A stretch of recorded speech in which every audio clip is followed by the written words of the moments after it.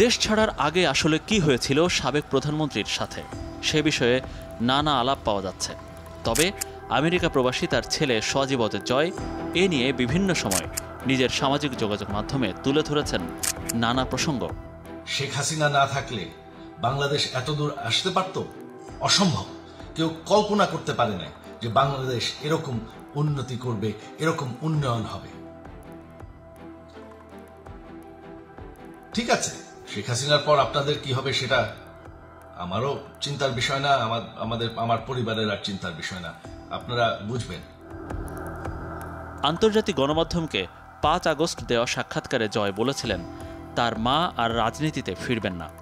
একই দিনে নিজের ফেসবুক পেজেও ভিডিও বার্তা দেন সজীব জয়।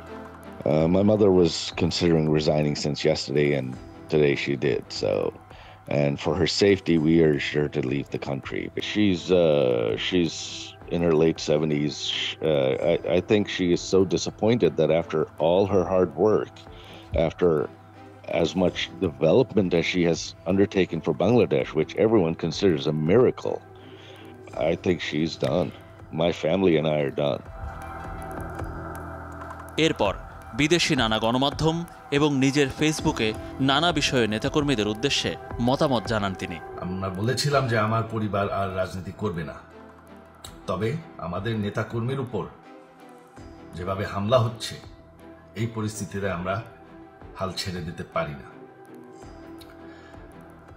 বাংলাদেশে যদি গণতন্ত্র নতুন বাংলাদেশ গড়ে তুলতে হয়, আওয়ামী লীগ ছাড়া সম্ভব না। আওয়ামী লীগের নেতাকর্মীদের আমি সবাইকে আহ্বান জানাচ্ছি যে আপনারা সাহস নিয়ে দাঁড়ান, আপনারা একা না, আমরা আছি। বঙ্গবন্ধুর পরিবার কোথাও যায়নি, আমরা আপনাদের সাথে আছি।